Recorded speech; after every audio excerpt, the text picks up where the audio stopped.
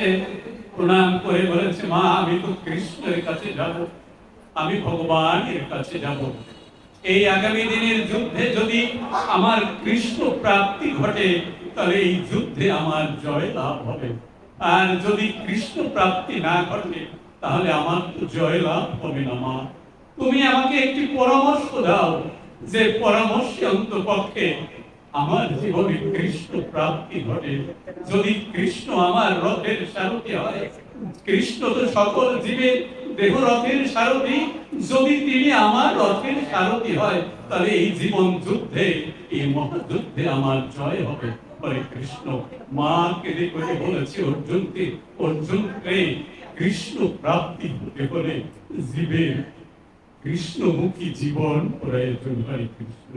যদি কৃষ্ণমুখী জীবন না হয়, আর জানিস কি অর্জুন, যদি ভগবান শ্রীকৃষ্ণকে পেতে হয়, যদি কারো কৃষ্ণ প্রাপ্তি ঘটাতে হয়, তাহলে সাধু মুনি ঋষি যারা আছে, কৃষ্ণ ভক্ত যারা আছে, সকলের চরণ হাত দিয়ে তার চরণ ধরি মাথায় নিয়ে কৃষ্ণ সন্নিধানে যেতে হয়।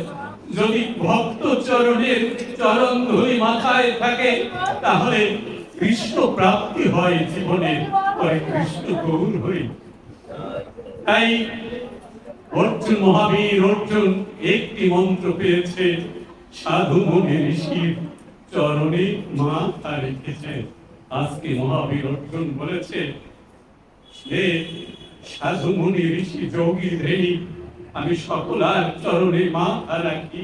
তোমাদের হৃদয় রাজ্যে ভগবান শ্রীকৃষ্ণ আছে, যেহেতু কৃষ্ণের বাসস্থান হচ্ছে ভক্তের হৃদয়, ভক্ত হৃদয়ে ভগবান শ্রীকৃষ্ণ বসবাস করছে। আমি তো সেই কৃষ্ণ সন্নিধানে যাব, আমার যেন কৃষ্ণ প্রাপ্তি হয়। কৃষ্ণ এই মহামন্ত্র পেলেন মায়ের কাছ থেকে। তাই সেদিন মহাবীর অর্জুন গেলেন সেই দ্বারকায়। অর্জুনের যাবার পূর্বেই দুর্যোধন সেখানে প্রবেশ করেছে। যে কক্ষে ভগবান শ্রীকৃষ্ণ ছিলেন, শায়িত ছিলেন, সেই কক্ষে একটি স্বর্ণ খচিত সিংহাসন ছিল।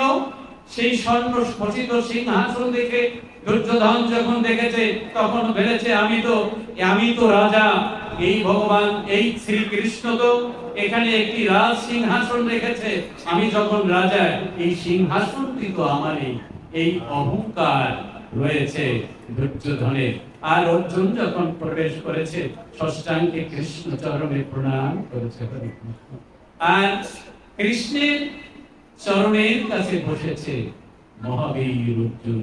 আর ভেবেছে আমাকে কৃষ্ণ কৃপা হবে, এমনি করে চোখের জল এসেছে। তৃতীয় পাণ্ডব অর্জুনের।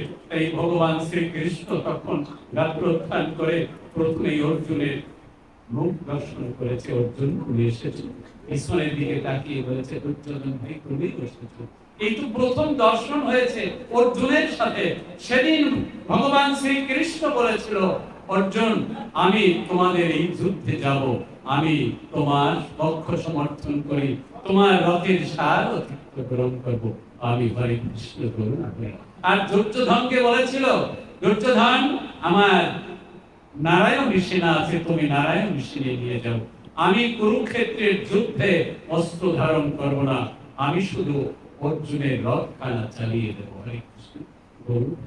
এই রথখানা আজকে যুদ্ধংদেহী মনোভাব নিয়ে দুপক্ষ আছে, এই দুপক্ষের মাঝখানে রথখানা আছে। এই রথে ভগবান শ্রীকৃষ্ণ আছেন, তিনি সারথী, এই দেহ রথখানে তিনি চালাচ্ছেন।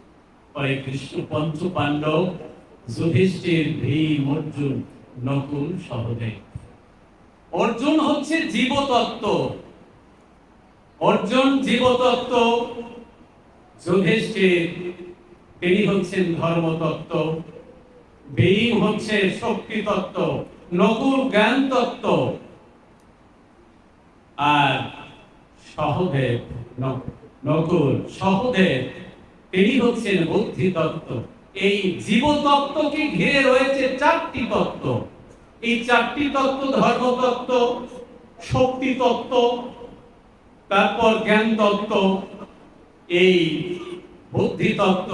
এই চারটি তত্ত্ব এই জীব কোথায় থাকে?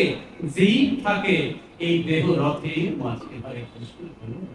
অর্জুন হচ্ছে জগৎ জীবের প্রতীক, অর্থাৎ জীবতত্ত্ব। এই জীবতত্ত্বের সাথে এসেছে চারটি তত্ত্ব। তাই এই জীব এই দেহরথ পরিচালনা করছেন কে? দেহরথ আমাদের এই দেহকে পরিচালনা করছে যে অশ্ব, সেই অশ্বের লাগাম অর্জুন, মহাবীর অর্জুন সকল জীবের প্রতীক হয়ে ইন্দ্রিয়গণ হচ্ছে অশ্ব, এই অশ্ব চালিত করছে এই দেহরথকে। অর্জুন করেছে কি? সেই সেই অশ্বের লাগাম তুলে দিয়েছে ভগবান শ্রীকৃষ্ণের কাছে।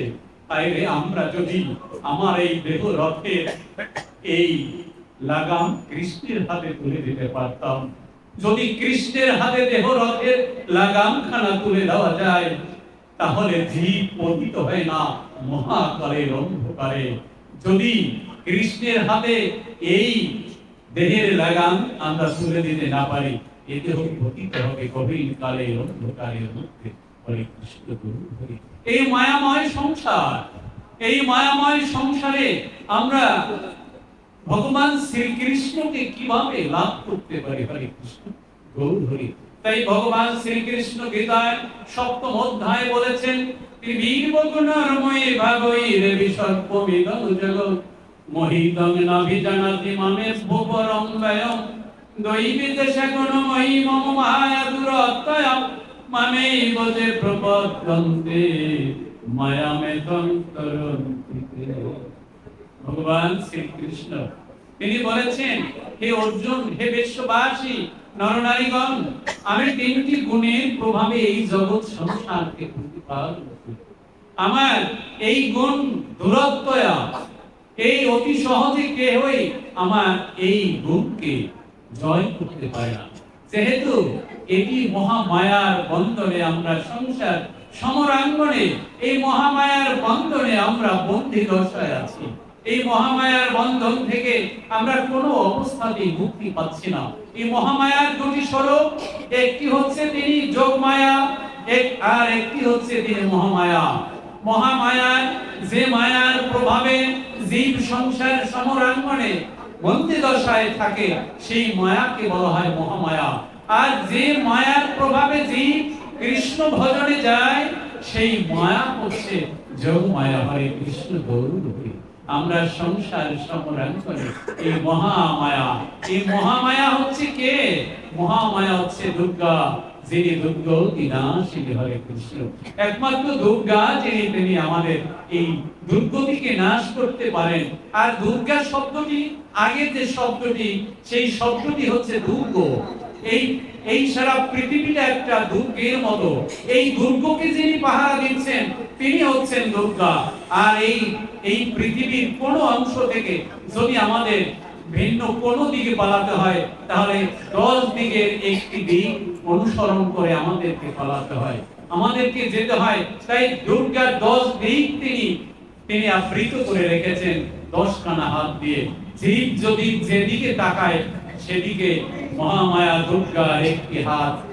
এই জন্য দুর্গার হচ্ছে 10 হাত। তিনি এই জীবগুলোকে তিনি পাহাড়ে দিচ্ছেন। হরে কৃষ্ণ। গীতায় তাই বলেছেন, এই মহামায়ার বন্ধন দশা থেকে আমরা কি করে মুক্তি পেতে পারি? গীতায় এই শ্লোকে তিনি বলেছেন, মামেইব যে প্রপদ্যন্তে মায়া এতন্তর। ভগবান শ্রীকৃষ্ণ অর্জুনকে বলেছে, হে অর্জুন, যারা আমার ভজনা করে, আমার নাম জপ করে, আমার লীলার কথা, মাধুর্য প্রেম রসের কথা চিন্তা করে, হরে কৃষ্ণ ব্যাখ্যা করে, আমি তাদের এই মায়াময় সংসার থেকে মুক্ত করে নিই। মহামায়া তখন তাকে ছাড়িয়ে দেয়। হরে কৃষ্ণ। মহামায়া যদি আমাদেরকে এই বন্ধন দশা থেকে মুক্ত না করে, তাহলে আমরা এই বন্দী দশা থেকে মুক্তি পাবো না। হরে কৃষ্ণ। রাজা সুরত সমাধিবর্ষ মহামায়ার পূজা করেছিল। রাজা সুরত তিনি রাজ্যহারা হয়েছিলেন, তিনি রাজ্য থেকে বিতাড়িত হয়েছেন, তার রাজত্ব গিয়েছিল সুরত রাজার। রাজত্ব গিয়ে তিনি জঙ্গলে আশ্রয় নিয়েছিলেন।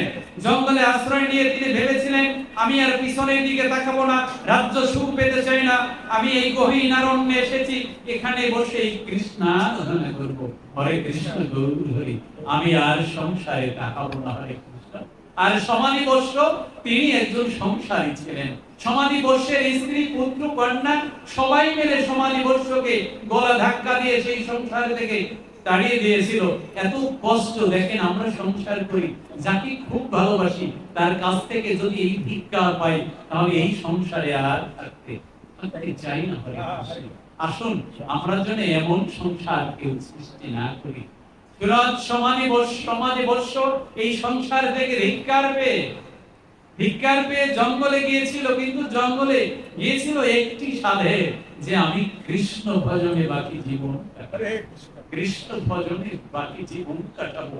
কিন্তু বিষয় হলো কি, এই জঙ্গলে গিয়ে দুজনেরই মনে পড়েছে, সুরজ রাজা ভেবেছে আমি তো রাজত্ব ছিল, আমার রাজ্য ছিল, অহংকার ছিল, স্বর্ণ ছিল, ঐশ্বর্য ছিল, সব হারিয়ে এসেছি, কৃষ্ণ চিন্তা হয় না। তাই ভাবছেন এসেছি কৃষ্ণ ভজনে, আমার কেন যাদের কাছ থেকে আঘাত পেয়েছি তাদের কথা কেন স্মরণ হয়। সমাধিবর্ষ বলেছে যে আমি এসেছি তো কৃষ্ণ ভজনে, এই গহীন অরণ্যে, কেন আমার স্মরণ হয় স্ত্রী পুত্রের কথা। দুজনার সাথে যখন সাক্ষাৎ হয়েছে তখন একে অপরের ভাব বিনিময় হয়েছে, ভাই এসেছি তো সংসার ছেড়ে, রাজত্ব ছেড়ে, কেন তাদের কথা মনে হয়, পিছনের কথা কেন আমাদের স্মরণ হচ্ছে, হরে কৃষ্ণ। তাহলে এই প্রশ্নের জবাব আমরা পাওয়ার জন্য এই দুজনে গহীন অরণ্যে ঘুরবো। যদি কোনো সাধু ঋষি, মহা ঋষি পাই, তাহলে তার কাছে জিজ্ঞাসা করব, আমাদের কেন সংসারের কথা, রাজত্বের কথা স্মরণ হয়। এসেছি তো কৃষ্ণ ভজনে, এসেছি কৃষ্ণ ভজনে, কৃষ্ণ কথা বলবো, কৃষ্ণের সেবা পূজা করবো। এই তো হচ্ছে জীবন, মানব জীবনের সার্থকতা কৃষ্ণ ভজন। জীবের স্বরূপ হয় নিত্য কৃষ্ণ দাস, নিত্য। তখন মেধা ঋষি বলেছিল, পুত্রদ্বয়, মহামায়া তোমাদেরকে এখনো ছাড়ে নাই, এই মহামায়া দুর্জয়, তাকে জয় করা যায় না, হরে কৃষ্ণ। মহামায়া দুর্জয়, মহামায়া যতদিন পর্যন্ত জীবকে না ছাড়ে ততদিন জীবের মুক্তি হয় না। এই পৃথিবীটা হচ্ছে কারাগার, জন্ম জন্মান্তরে আমাদের কর্মের বন্ধনে এই কারাগারে বন্দী আছি, এই দুর্গে বন্দী আছি, আর এই দুর্গকে পাহারা দিচ্ছেন তিনি দুর্গা। সেই দুর্গাকে সন্তুষ্ট না করলে তোমাদের দুজনার মুক্তি নেই, হরে কৃষ্ণ। তোমরা দেশে ফিরে যাও, তোমাদের অঞ্চলে ফিরে যাও, সেখানে গিয়ে মহামায়ার পূজা করো। ভারত উপমহাদেশে প্রথম যে পূজাটি হয়েছে সেই পূজাটি হচ্ছে এই সুরজ সমাধিবর্ষ, এই পূজাটির প্রথম পূজা। এই পূজাটির উদ্দেশ্য হচ্ছিল, এই উদ্দেশ্য হচ্ছে দুর্গা পূজার উদ্দেশ্যই হচ্ছে এটি, হরে কৃষ্ণ। উদ্দেশ্য হচ্ছে কি? উদ্দেশ্য হচ্ছে কৃষ্ণ ভজনে যাওয়া আর মহামায়ার বন্দী দশা থেকে মুক্ত হওয়া। তাই সুরত এবং সমাধিবর্ষ রাজত্বে এসে দুজনে মিলে যে পূজাটি করেছে, যে মহামায়া দুর্গার সেই মৃন্ময় মূর্তির সাথে পূজা করেছে চণ্ডী, এই চণ্ডীতে আছে 3 বছর পর্যন্ত মহামায়া দুর্গার পূজা করেছিল সুরজ সমাধিবর্ষ। 3 বছর বায়ু আহারে, পাতাহারে, অনাহারে পূজা হয়েছে সুরজ সমাধিবর্ষ মায়ের চরণে।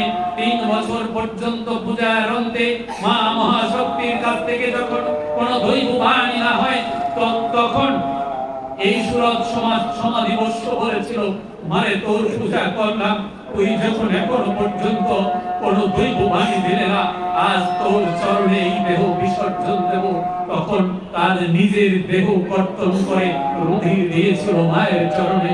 তখন ওই মৃন্ময় মূর্তি ভেদ করে চিন্ময় মূর্তি জাগ্রত হয়ে তখন মহামায়া দুর্গা, মহামায়া কালী সেদিন জাগ্রত হয়ে 2 সন্তানকে বলেছিল, পুত্রদ্বয়, কি তোমাদের চাহিদা বলো, তোমাদের পূজায় আমি সন্তুষ্ট হয়েছি, হরে কৃষ্ণ। এই হচ্ছে মহামায়া দুর্গার পূজা। এই পূজাটিকে আমরা আজকের সময় আমরা যেভাবে ব্যবহার করি, এই পূজাটি কিন্তু সেই পূজা নয়। সেদিন সুরত রাজার কাছে মহামায়া দুর্গা জিজ্ঞাসা করেছিল, পুত্রে তুমি আমার পূজা এত কষ্ট করেছো কেন? তখন সুরত রাজা বলেছিল, আমি আমার ঋতু রাজ্য ফেরত যেতে চাই। হরে কৃষ্ণ। মা মহাশক্তি বলেছিল, তোমার এখনো ঐশ্বর্যের মায়া কাটে নাই, তোমার এখনো ঐশ্বর্যের সুখ দেয় নাই। তো এই জনন্ত প্রার্থনা, এই জনন্ত সাধনা এসেছো তো সাধনা করতে। তোমার এখনো যখন ঐশ্বর্যের বাসনা যায় নাই, যাও পুত্র তোমার রাজত্বে যাও, আমার শক্তিতে শক্তিবান হয়ে তুমি তোমার ঋতু রাজ্য ফেরত পাবে। সুরত সমাধি বর্ষের কাছে জিজ্ঞাসা করেছিল, পুত্র তোমার কি চাহিদা? আমার এত কষ্টে তুমি আমার পূজা করেছো, সন্তুষ্ট হয়েছি তোমার পূজায়। তখন সমাধি বর্ষ বলেছিল, মা মহাশক্তি, তুমি আমার এই ভববন্ধন মুক্ত করে দাও। তোমার বন্ধনে আমার কৃষ্ণ ভজন হয় না, তুমি আমাকে তোমার বন্ধন থেকে মুক্ত করে দাও। তখন মহামায়া যোগমায়া রূপ ধারণ করে সমাধি বৎসকে বলেছিল, যাও পুত্র তুমি কৃষ্ণ ভজনে যাও। কৃষ্ণ নাম হলো একমাত্র কৃষ্ণ ভজন হচ্ছে জীবের শ্রেষ্ঠ সাধনা। হরে কৃষ্ণ। তাই গীতার এই শ্লোকে বলেছে, ত্রিভির গুণময়ী ভাগই দেবী সর্বমিদং জগৎ মহিতং নাভিজানাতি মামেভ্য পরম ভয়ং দৈবিদেশা গুণময়ী মম মায়া দুরত্বয়া মমেইব তে প্রপদ্যন্তে মায়ামেতং করন্তিতে। বলেছে যেজন গীতায় ভগবান শ্রীকৃষ্ণ বলেছে এই শ্লোকের মধ্যে, মামেইব তে প্রপদ্যন্তে মায়ামেতং করন্তিতে। সাধুর শাস্ত্রের কৃপায় যদি কৃষ্ণ অনুমুখ হয়, একমাত্র সেই জীবনী স্তরে মায়া তাহাকে ছাড়ায়। হরে কৃষ্ণ গৌর হরি। যখন সাধুর কৃপা হয়, শাস্ত্রের কৃপা হয়, বৈষ্ণবের কৃপা হয়, তখনই জীবের মায়ার বন্ধন কেটে যায়। ভগবান শ্রীকৃষ্ণ বলেছে, নমাং দুষ্কৃতানি মোরা প্রপদ্যন্তে নরাধম মায়া পরিহিত জ্ঞান আসুরাং ভাবমস্তিনম। আমাদের অবস্থা কি? ভগবান বললেন অর্জুনকে লক্ষ্য করে বিশ্ববাসীর উদ্দেশ্যে, নমাং দুষ্কৃতানি মোরা প্রপদ্যন্তে নরাধম। বলছে যেজন আমার ভজনা করে না, সে দুষ্কৃতকারী। নমাং দুষ্কৃতানি মূঢ়, সে মূঢ় নরাধম। হ্যাঁ, এই তিনটি শব্দ ব্যবহার করলেন এই শ্লোকে। তারপরে বলেছে মায়া অপহৃত জ্ঞান আসুরাং ভাবমস্তিনম। অর্থাৎ এই জগতের মায়া দ্বারা সে অপহৃত হয়েছে, হরণ হয়েছে। তারপরে বলছে আইএমজি মনার গলাই ছাড়বে, যা কিছু দেখছি সকল কিছু রাজা আমি। এটি হচ্ছে অসুর ভাব। হরে কৃষ্ণ গৌর হরি। তাই বলছে মায়া অপহৃত জ্ঞান আসুরাং ভাবমস্তিনম। কেন কেন তিনি একথা বলছেন? অসুর ভাব এটি। দেখেন, আমি যখন ভোজনশালায় বসেছি, আমার সামনে যখন অন্ন এসেছে, আমি একটু ভগবান স্মরণ না করে, কৃষ্ণ স্মরণ না করে, ব্যাপনশীল সত্তা দেন যিনি সকলের দেহ মনে সকল জীবের আধারে, যিনি ব্যাপনশীল সত্তা মহাবিষ্ণু দেবী আছেন জগৎময়, তাকে যদি স্মরণ না করি, তাহলে যার খাবার, যার প্রসাদ, তাকে নিয়ে যদি আমি না খাই, তাকে দিয়ে যদি না খাই, আমার হয় চৌর্য বৃত্তি। হ্যাঁ, আমার হয় চৌর্য বৃত্তি। এটি তাকে দিয়ে আমাকে সেবা করতে হবে। তাই ওম বিষ্ণু শরণম ভোজনেশ যোজনার এই কথা না বলে যদি আমি আহার করি, তিনি সেই ব্যক্তি হবে দুষ্কৃতকারী। সে হচ্ছে মূঢ়, সে নরাধম, সে পাশবিক আচরণ তার মধ্যে দৃষ্ট হবে। নমাং দুষ্কৃতানি মূঢ়া প্রপদ্যন্তে নরাধম মায়া অপহৃত জ্ঞান আসুরাং ভাবশ্রীতম হরে কৃষ্ণ। আসুন এই শ্লোকগুলো শিক্ষার, ভগবত প্রেমে উদ্বুদ্ধ হওয়ার শ্লোক। যদক্ষরং বেদ বেদ বদন্তি বিশন্তি যদ যদায় বিতুরা যদি শ্রান্ত ব্রহ্মচর্যং চরন্তি তত্তে পদং সংগ্রহেণ প্রবক্ষে। ভগবান শ্রীকৃষ্ণ বিশ্ববাসীর উদ্দেশ্যে তিনি বললেন অর্জুনকে সামনে রেখে। কি বললেন ভগবান শ্রীকৃষ্ণ? বলেছেন যদক্ষরং বেদ বেদ বদন্তি, হে বিশ্ববাসী নরনারীগণ, যারা বেদ অধ্যয়ন করেন, যারা বেদজ্ঞ, তারা আমাকে অক্ষর ব্রহ্ম বলে জানে। আমাকে অক্ষর ব্রহ্ম বলে জানে। যারা বেদবিদ, তারা আমাকে অক্ষর ব্রহ্ম বলে জানে। যদক্ষরং বেদবিদ বদন্তি বিশন্তি যদ যদায় বিতুরা। যদিগণ এই বিষয় সংসারে সকল কিছু পরিত্যাগ করে আমাকে পাবার জন্য, তারা সকল কিছু আমাকে পাবার জন্য প্রার্থনায় রত হয়েছে। হে অর্জুন, তারা সবাই আমার প্রার্থনায় রত হয়েছে। আর বিশন্তি যদ যদায় বিতুর, যদক্ষরং বেদ বেদ বদন্তি বিশন্তি যদ যদায় বিতুরা যদি শ্রান্ত ব্রহ্মচর্যং চরন্তি তত্তে পদং সংগ্রহেণ প্রবক্ষে। হে অর্জুন, যারা ব্রহ্মচারী, তারা এই পরম ব্রহ্মে বিচরণ করার জন্য সংসারের সকল সুখ পরিত্যাগ করে আমার প্রার্থনা করছে, আমারই স্মরণ নিচ্ছে। হে অর্জুন, কেন ভগবান শ্রীকৃষ্ণ এই কথাগুলো বলছেন অর্জুনকে? এখনো অর্জুনের মন কৃষ্ণে আসক্ত হয় নাই।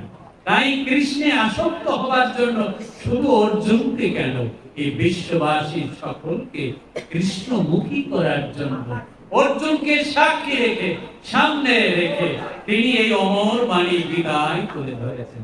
হরে কৃষ্ণ। তাই তিনি বলেছেন যে অর্জুন, সেই পরম পদকে কিভাবে লাভ করা যায়, আজকে সেই গুহ্যতম তত্ত্ব তোমার সামনে উন্মোচন করছি, উন্মোচন করে দিচ্ছি বিশ্ববাসীর কাছে, যাতে সবাই কৃষ্ণমুখী হয়। আমি জগতেই তত্ত্ব, যদি জীব আমামুখী না হয়, এই জগতে এসেছে আমার কৃপায়, আমার কৃপায় জগৎ সংসারে পরিচালনা করছে। আর যা কিছু সম্পদ অর্জন করেছে, সকল কিছু এই জগতে, আমার সম্পদ আমার জগতে রেখে সকলকে আবার যেতে হবে এই জগৎ ছেড়ে। হরে কৃষ্ণ। তাই সেই ব্রহ্মপদ প্রাপ্তির জন্য জীবের যা করণীয়, আজকে আমি তোমার কাছে সেই পথ ব্যাখ্যা করতে পারি। শোনো অর্জুন, সর্বদারাণী সঙ্গে জন্ম মনোরিধি নিরুদ্ধচম মোটনাধায়াত্তান প্রণমায় স্থিত যোগধারণম অমিতক্ষরং ব্রহ্মবাহরণম মমানুসরণম যা প্রয়াতি তাজং দেহ সজাতি পরম গতিম। ভগবান বললেন, হে অর্জুন, ভগবান শ্রীকৃষ্ণ অর্জুনের রথের সারথি, তিনি বলেছেন সর্বদারাণী সংযম। হে অর্জুন, তোমার দেহের সকল দ্বারকে সংযত করো।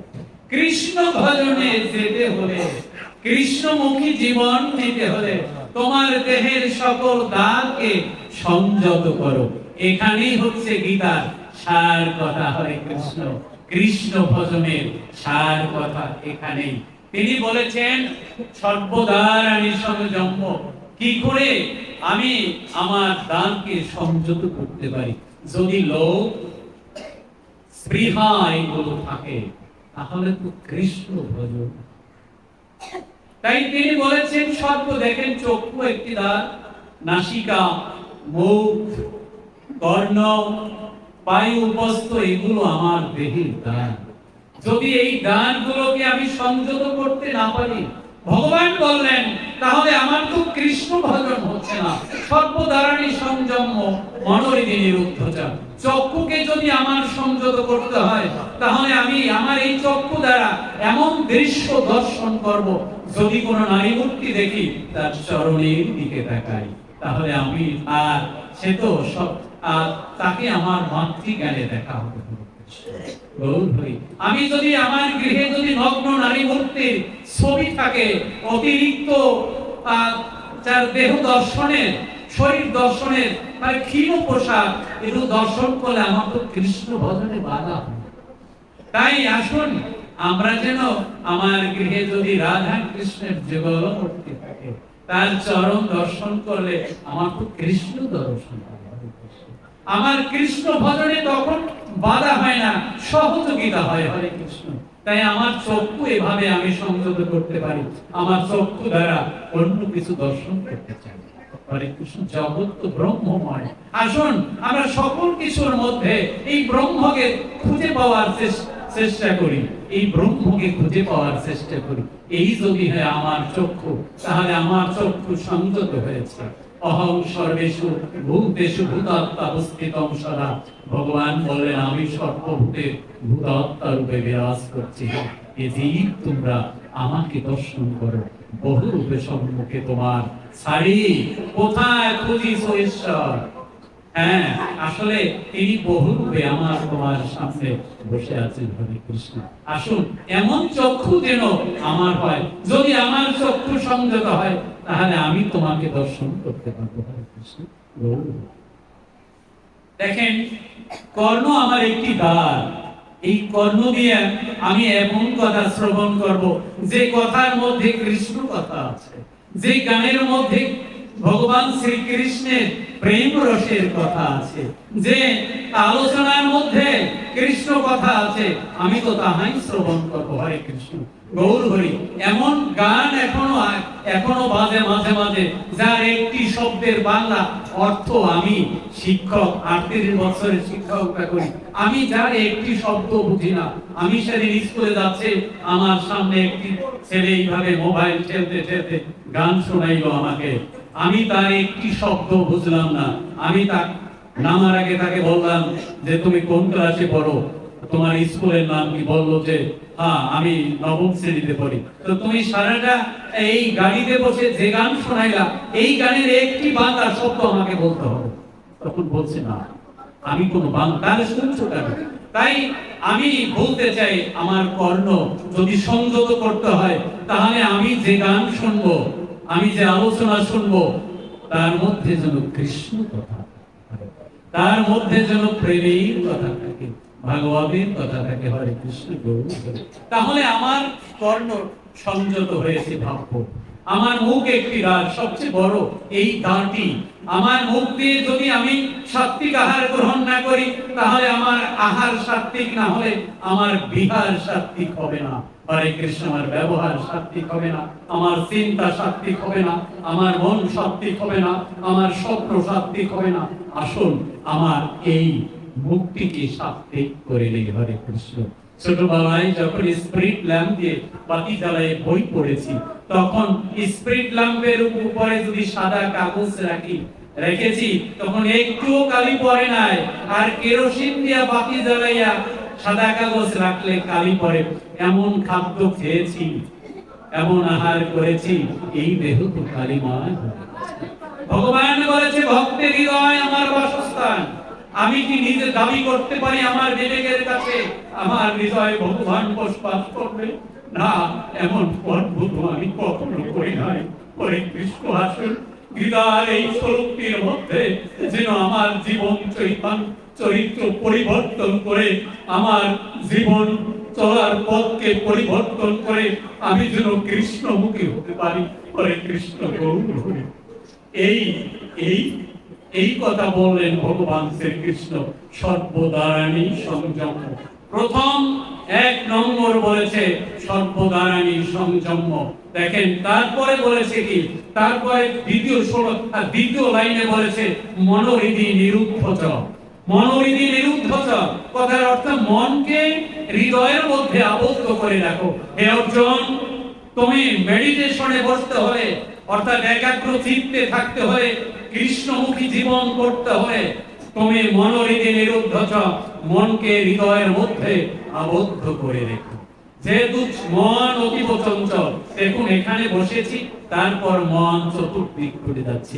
এই মনকে যদি সংযত করতে হয়, মনকে যদি সংযত করতে হয়, মনকে হৃদয়ের মধ্যে আবদ্ধ করে। ভগবান বললেন, এটি আমার বানানো কথা নয়, ভগবান শ্রীকৃষ্ণের কথা, মনোহৃদি নিরুদ্ধ। তারপর বলছে মূর্ধন্যাধায়াস্তন প্রণমায় স্থিতযোগ ধারণম। তারপরে বলছে তোমার দুটি চোখের সজল দৃষ্টি দুই ভ্রু যুগলের মধ্যে আনো। হরে কৃষ্ণ, কত মেডিটেশনের কথা বলছে। ভগবান বলছে বিশ্ববাসীর উদ্দেশ্যে কি করে কৃষ্ণ ভজনমুখী হওয়া যায়। হরে কৃষ্ণ, দেখেন মনোহৃদি নিরুদ্ধ মূর্ধন্যাধায়াস্তন প্রণমায় স্থিতযোগ ধারণম। এই তিনটি বৈশিষ্ট্যর পরে চতুর্থবারে ভগবান বললেন অবিদাক্ষরং ব্রহ্মবাহরণ মমানুসরণ জপ্রয়াতি তেজং দেহ সজাতি পরমগতি। ভগবান বলছেন, হে অর্জুন, তারপরে তিন বৈশিষ্ট্যের পরে অমিতাক্ষরং ব্রহ্মবাহরণ। হে অর্জুন, হে বিশ্ববাসী নরনারীগণ, তোমরা এই প্রণববাচক শব্দ জপ করো মনোহৃদি উদ্ধ। অমিতাক্ষরং ব্রহ্ম ব্যাহরণ, অর্থাৎ ওম অ উ ম, ব্রহ্মা বিষ্ণু মহেশ্বর। এটি প্রণববাচক শব্দ, এটি ব্রহ্মবাচক শব্দ। এই অ উ ম, এই তিনটি অক্ষরের মধ্যে আমি নিহিত আছি। ব্রহ্মা বিষ্ণু মহেশ্বরের ঘনীভূত মূর্তি হচ্ছে ওম। হে ভক্ত, তুমি ওম জপ করো। দেখেন ভগবান শ্রীকৃষ্ণ কিন্তু এই শ্লোকে জিভকে মেডিটেশনের কথা বলছে, জিভকে ধ্যানের কথা বলছে। অমিতাক্ষরং ব্রহ্মবাহরণ মমানুসরণ। পরে বলছে মমানুসরণ, অর্থাৎ এই ওম উচ্চারণ করলেই তো আমাকে স্মরণ করা হবে। হরে কৃষ্ণ। আমি আবার বলছি, সর্বদারাণী সংযম মনোহৃদি নিরুদ্ধ মূর্ধন্যাধায়াস্তন প্রণমায় স্থিতযোগ ধারণম অমিতাক্ষরং ব্রহ্মবাহরণ মমানুসরণ জপ্রয়াতি তেজং দেহ সজাতি পরমগতি। হে অর্জুন, জীব যদি আমার অনুসরণে এই মেডিটেশনে করে আমামুখী হয়, তাহলে শেষের দিনে তার পরম গতি। অনন্য চিত্ত সততাং জমান স্বরূপী নেত্য তস্যাহং সুলভ পার্থ নিত্যযুক্ত যোগিন। অনন্য চিত্ত, ভগবান বলছেন, হে অর্জুন, এই মেডিটেশনের কথা বললেন, তিনি ধ্যানের কথা বললেন। তারপরে এই ধ্যানের উপযোগী এর পরের আরেকটি লাইনে তিনি বলছেন, কি বলছেন? অনন্য চিত্ত সততা। হে অর্জুন, তুমি অনন্য চিত্ত থাকো। অনন্য চিত্ত ভগবান বোঝাচ্ছেন, যে চিত্ত কৃষ্ণ চিন্তা ভিন্ন অন্যদিকে ধাবিত হয় না, সেই চিত্তকে বলা হয় অনন্য চিত্ত। জীব যদি অনন্য চিত্তে থাকে, তাহলে সে আমামুখী হয়। হরে কৃষ্ণ। অনন্য চিত্ত সততম, সদা সর্বক্ষণ যদি অনন্য চিত্তে থাকে, অনন্য চিত্ত সততম সমান স্বরূপে নিত্য শোক, এমনি করে যদি সে নিত্য আমার কথা স্মরণ হয়, তাহলে অনন্য চিত্ত সততম সমান স্বরূপে নিত্য শোক তস্যাহং সৌলভ পার্থ নিত্য যুক্ত যোগিন। হে পার্থ, হে ধনুর্ধর, হে বিশ্ববাসী নরনারীগণ, মৃত্যুকালে তার কাছে আমি অত্যন্ত সুলভ, অর্থাৎ অতি সহজে সে আমাকে লাভ করতে পারে। গৌর হরি। তেষাং সতত যুক্তানাং ভজতাং প্রীতিপূর্বকং বদামি বুদ্ধি যোগং তাং যেন মাং উপজন্তি। ভগবান শ্রীকৃষ্ণ বললেন, তেষাং সতত যুক্তানাং ভজতাং প্রীতিপূর্বকং। বলছে, হে অর্জুন, হে বিশ্ববাসী নরনারীগণ, যাহারা তেষাং সতত যুক্তানাং, সতত কথার অর্থ হলো জীবন পরিক্রমায় যতদিন আছি ততদিন পর্যন্ত সদা সর্বক্ষণ কৃষ্ণ চিন্তায় মগ্ন থাকা। হরে কৃষ্ণ। তেষাং সতত যুক্তানাং, যদি সতত যুক্ত থাকা যায়, কৃষ্ণ চিন্তায় মগ্ন থাকে, তাহলে এই সতত যুক্ত অবস্থায় ভজতাম, পরে তেষাং সতত যোগদান ভজতাং, সতত যুক্ত থাকা অবস্থায় যদি যেজন আমার ভজনা করে, হরে কৃষ্ণ করে, তেষাং সতত যোগদান ভজতাং, যদি সতত যুক্ত না থেকে শুধু ভজনের একটি স্ট্রাকচার খাড়া করা হয়, তাহলে তো ভজন হয় না। তাই প্রথম বলেছে তেষাং সতত যোগদান, তোমার দেহ মন যদি সতত সদা সর্বক্ষণ আমার প্রতি যুক্ত থাকে, এমনি অবস্থায়, এমনি ভাব গাম্ভীর্য অবস্থায় ভজতা, যদি ভজনা হয়, তাহলে সেই ভজনা কত উত্তম সাধনা, কত উত্তম ভজনা। তৃতীয়বারে তিনি কি বললেন? ভগবান বলছেন তেষাং সতত যোগদানং ভজতাং প্রীতিপূর্বকম। গৌর হরি। পরিশেষে ভগবান বললেন প্রীতিপূর্বকম। প্রীতিপূর্বকম অর্থাৎ সতত যুক্ত থাকা, তারপর ভজনা করা, এই ভজনার সাথে যেন প্রীতি শ্রদ্ধা ভক্তি নেই। যদি প্রীতি শ্রদ্ধা ভক্তি নিহিত না থাকে, তাহলে শুধু পূজার একটি স্ট্রাকচার, পূজার একটি কাঠামো, পূজার একটি আনুষঙ্গিকতা, কিন্তু এই আনুষঙ্গিকতার মধ্যে যে ভাবটি প্রধান, সেটি হচ্ছে সতত যুক্তানাং ভজতাং প্রীতিপূর্বকম। আর এমনি করে যদি আমার ভজনা করা হয়, তাহলে দলামি বুদ্ধি যোগম তাং যেন মামু ভজন্তিতে, তখনই সেই ভক্তকে আমি তাকে বুদ্ধি যোগ, জ্ঞান যোগ, ভক্তি যোগ দান করে থাকি। হরে কৃষ্ণ। আসুন, আমাদের প্রার্থনার মূল যদি হয়, আমাদের প্রার্থনার দর্শন যদি হয়, লজিক যদি হয় এমন, তাহলেই তো ভগবান প্রীত হবেন। আর যদি আমার ভজনার মধ্যে সকল দ্রব্য, সকল উপচার সকল কিছু আছে, কিন্তু যদি আমার সেই ভক্তি না যায়, তাহলে তো আমার পূজা ভগবানের প্রতি আমার এই ভক্তি দেখানো হয়। ভাগবত ভক্তি হীনস্য জাতি শাস্ত্রং জপস্তব অপ্রাণেস্য দেহস্য মণ্ডলং লৌকরঞ্জনম। হরিভক্তি সুরদায় বলেছে ভাগবত ভক্তি হীনস্য জাতি, যে দেহে ভাগবত ভক্তি সঞ্চারিত হয় নাই, ভাগবত ভক্তি হীনস্য জাতি, যত বড় উচ্চ রাজবংশ হোক, উচ্চ পদমর্যাদার সম্পন্ন মানুষ হোক না কেন, যত উচ্চ হোক না কেন সেই ব্যক্তিত্ব, তার শাস্ত্র পাঠ, তাই পরে বলছে শাস্ত্রম, তার শাস্ত্র অধ্যয়ন, যত যাই পাঠ করুক না কেন, স্তব তার স্তুতি, সকল কিছু বৃথা, যদি তার মধ্যে ভাগবত ভক্তি জাগরিত না হয়।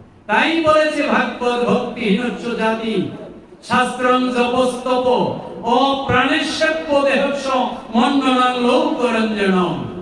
অপ্রাণেস্য অর্থাৎ যে দেহে প্রাণ নাই, সেই দেহকে গহনা দ্বারা সাজাইলে যেমন সেই দেহ, তেমনি হচ্ছে ওই দেহ যে দেহে ভাগবত ভক্তি সঞ্চারিত হয় না। এমনি হচ্ছে সাধনার জগৎ। অশ্রদ্ধা দান পুরুষ ধর্ম শাস্ত্র পরম তপ অপ্রাপ্যমাং নিবর্তন্তে মৃত্যু সংসার। ভগবান বললেন যে অশ্রদ্ধা ধান পুরুষ, দেখেন যারা, ভগবান বললেন হে অর্জুন, যারা আমাকে অশ্রদ্ধা করে তারা কখনো আমাকে পায়। ভগবান বললেন হে অর্জুন, যারা আমাকে অশ্রদ্ধা করে, আমি বিগত যে সকল স্বরূপ বললাম, এইখানে ভগবান শ্রীকৃষ্ণ অর্জুনকে কৃষ্ণমুখী করার জন্য তিনি এইভাবে ব্যাখ্যা করলেন। আর এখন বলেন অশ্রদ্ধা ধান পুরুষ ধর্মশাস্য পরন্ত। হে অর্জুন, যে সকল লোক আমাকে অশ্রদ্ধা করে তারা কখনো আমাকে পায় না। অপ্রাপ্যমান নিবর্তন্তে মৃত্যু সংসার বর্তনী, অর্থাৎ অপ্রাপ্যমান, আমাকে না পেয়ে এই জন্ম মৃত্যুর যে চক্র, জন্ম মৃত্যুর চক্রের মধ্যে বারবার জন্মগ্রহণ করে, আবার মৃত্যু মুখে পতিত হয়, আবার জন্মগ্রহণ করে, আবার মৃত্যু মুখে পতিত হয়। তার মহাকালের গর্ভে থেকে তার মুক্তি হয় না। হরে কৃষ্ণ গোবিন্দ। এমনি করে ভগবান শ্রীকৃষ্ণ বলছেন যে আমাকে ডাকো, আমাকে পেলেই তো তোমার ভববন্ধন মুক্তি। ক্ষিপ্রং ভবতি ধর্মত্তা শাশ্বত শান্তি কন্দেও প্রতিদানিহি নমে ভক্তা প্রণশ্যতি। ক্ষিপ্রং ভবতি ধর্মত্তা শাশ্বত শান্তি। প্রতি দুরাচারী দস্যু যদি হয়, যদি আমার ভজনা করে, তাহলে অতি শীঘ্রই সে ধর্মাত্মা হয়ে যায়। ক্ষিপ্রং ভবতি ধর্মাত্মা, সে তখন ধর্মাত্মা হয়ে যায়। কৃষ্ণ ভজন প্রিয় শক্তি তার মধ্যে জন্মগ্রহণ করে। হরে কৃষ্ণ। ক্ষিপ্রং ভবতি ধর্মাত্মা। তারপর বলছে শাশ্বত শান্তি। শাশ্বত শান্তি বোঝাচ্ছে কিভাবে? অনাদি অনন্তকাল শান্তি লাভ করে। হরে কৃষ্ণ। শাশ্বত শান্তি। ক্ষিপ্রং ভবতি ধর্মাত্মা শাশ্বত শান্তি নিগচ্ছন্তি। তারপরে ভগবান বলছে কন্দেয় প্রতি জানিহি নমে ভক্তা প্রণশ্যতি। আমি হে অর্জুন, হে কুন্তি পুত্র, তুমি জগৎবাসীকে জানিয়ে দাও যে আমার ভক্তের কোনো বিনাশ নাই। হরে কৃষ্ণ গৌর হরি। দেখেন এইখানে একটু চালাক, মানে ভগবান একটু কৌশল করেছেন।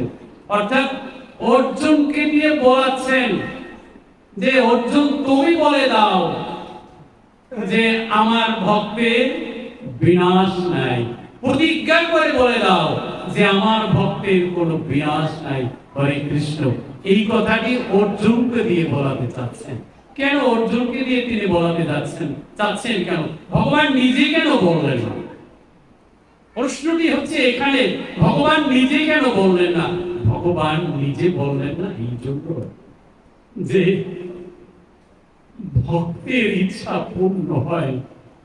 আমি প্রতিজ্ঞা করলে সে প্রতিজ্ঞা ভঙ্গ হতে পারে, কিন্তু ভক্তের প্রতিজ্ঞা করো কখনো ভঙ্গ হয় না। হরে কৃষ্ণ গৌর হরি। কুরুক্ষেত্রের মাঠে ভগবান শ্রীকৃষ্ণ বললেন আমি অর্জুনের রথের সারথি, আমি এ যুদ্ধে অস্ত্র ধারণ করব না।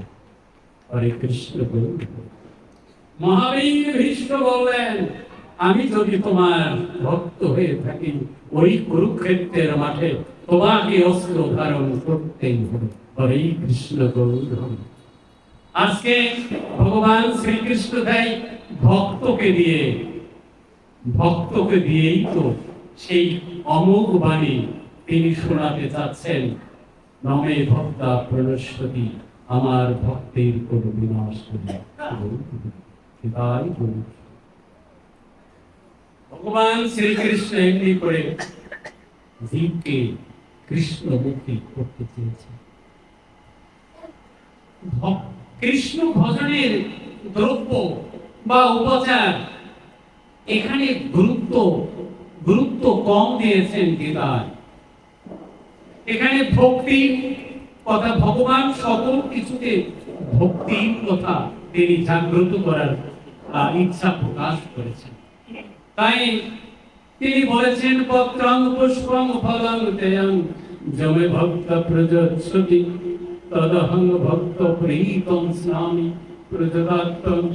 তিনি বলেছেন পত্রং পুষ্পং ফলং তেয়ং যমে ভক্ত প্রযচ্ছতি। দেখেন এইখানে তো তিনি তার পূজার উপচারের কথা উল্লেখ করেছেন, কিন্তু এমন উপচারের কথা উল্লেখ করেছেন কেন? তিনি করেছেন এই জন্য, ভগবান বলেছেন এই জগতে কত ধনী ভক্তরা আছে, তারা অন্নকূটের মতো ভোগ দিয়ে আমার প্রার্থনা করতে পারে, রসাল বস্তু দিয়ে আমার প্রার্থনা করতে পারে, কিন্তু আমার যে দরিদ্র ভক্তরা রয়েছে তারা তো সেই পোশাক ক্রয় করতে পারছে না, সংগ্রহ করতে পারছে না।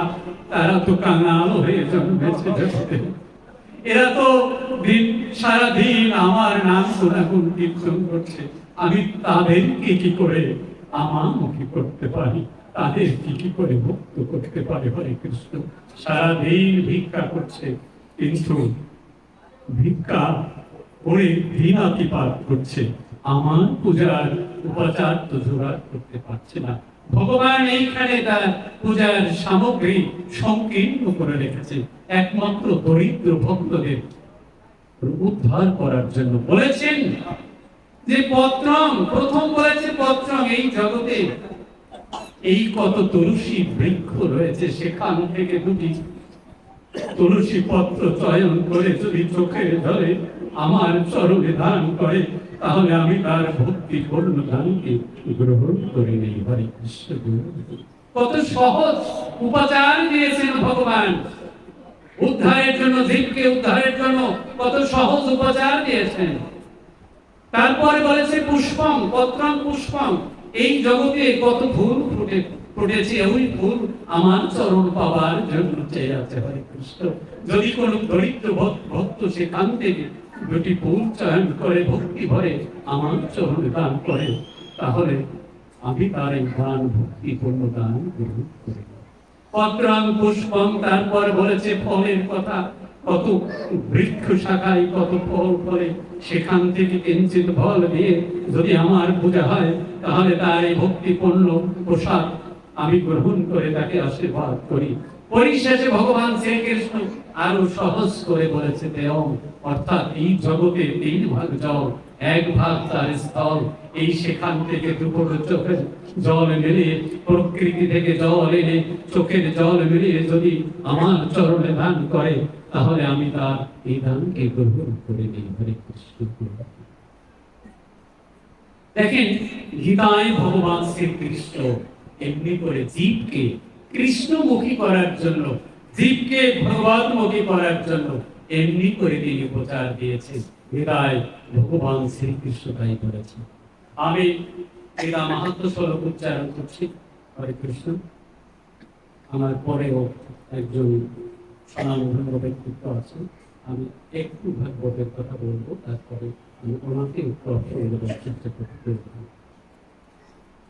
গীতানামানি বক্ষ্যামি গজ্জামি শৃণু পাণ্ডব কীর্তনাদ সর্বপাপানি বিলয়ন্তি গঙ্গা পিতা সাবিত্রী সদা সত্তা প্রদা ব্রহ্মাবলি ব্রহ্মবিদ্যা ত্রিসন্ধ্যা মুক্তিকেই अर्धमद्रचिदानंद भवग्नि भ्रांति नशिनी वेदत्रयी वरनंद तत्तर्कज्ञान मंजूरी ईप्तेत्तरि च विनित्तं नवनिश्चल मानुषो ज्ञान सिद्धं लभे नित्यं तदन्ते परमो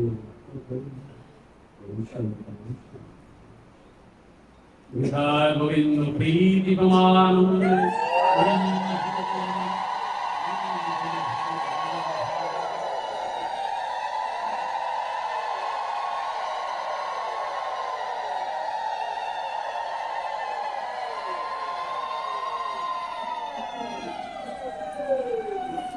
শ্রীমদ্ ভগবত গীতা আর শ্রীমদ্ ভাগবত গীতা। ভাগবত, শ্রীমদ্ ভাগবত, শ্রীমদ্ ভগবত গীতা ভগবানের কণ্ঠ নিঃসৃত বাণী, ভগবানের অধর সুধা, জীবদ্দশার তরণী স্বরূপ। আর ভাগবত ভগবান শ্রীকৃষ্ণের লীলা, ভগবানের দুটি স্বরূপ, পরম ব্রহ্ম ভগবান শ্রী গোবিন্দ, ভগবান শ্রীকৃষ্ণ, আর তার বাংময় মূর্তি। এই দুটি স্বরূপ, একটা হচ্ছে পরম ব্রহ্ম ভগবান শ্রীকৃষ্ণ, আর শাস্ত্র গ্রন্থ হচ্ছে তার বাংময় মূর্তি। এই বাংময় মূর্তির মধ্যে ভগবান শ্রীকৃষ্ণের লীলা রয়েছে। আমরা সেই লীলার মধ্যে যাওয়া আমার পক্ষে ভারী সুকঠিন।